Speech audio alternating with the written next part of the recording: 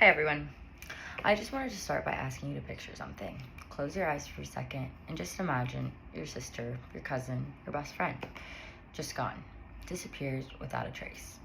You go to the police, the media, the community, but no one listens. Days turns into weeks, then years. Now imagine this is normal, because for thousands of Indigenous women across the United States and America, United States and Canada, it is. And today I want to talk to you about the crisis of missing and murdered Indigenous women, also called MMIW. It's a topic I didn't know much about until recently. But the more I learned, the more shocked I became.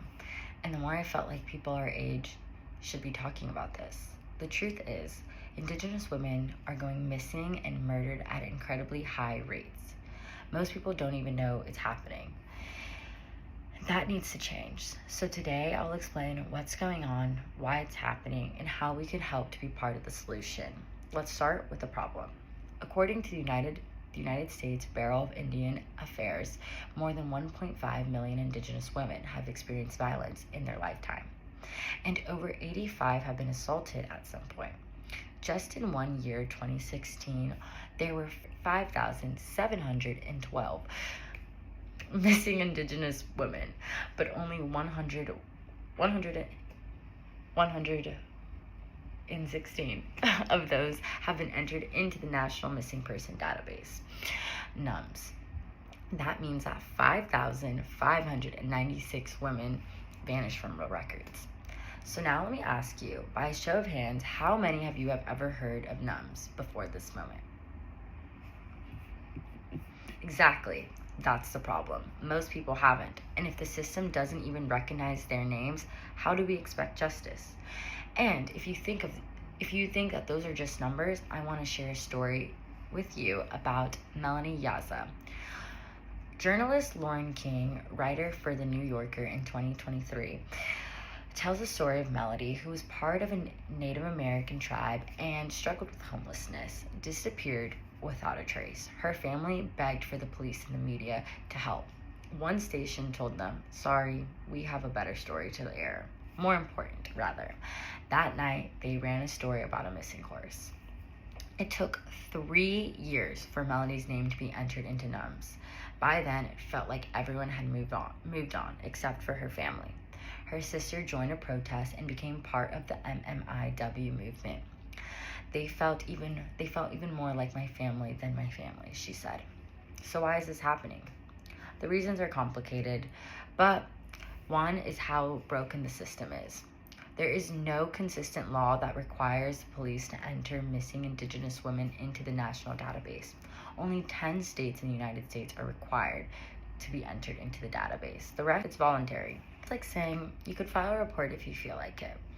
That insight comes from a 2023 article by Nicolo Ajagovi, published by the Journalist Resources.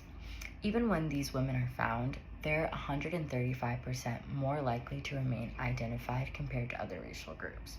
Why? Well, because Indigenous women live in urban areas where the police department are overwhelmed, undertrained, and simply just don't care enough to connect the dots. Now let me ask you something.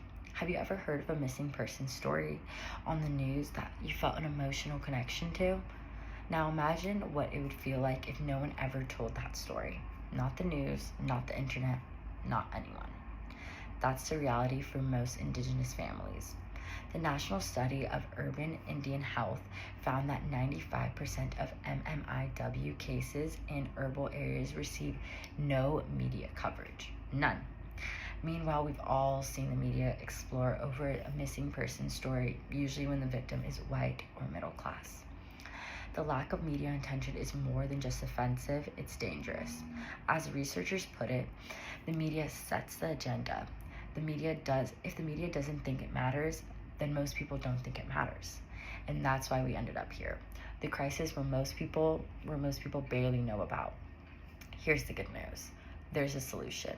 The U.S. has started passing laws like the Not Invisible Act and the Savannah Act, which aim to improve tribe, local, and federal agents' shared database and response to missing person cases.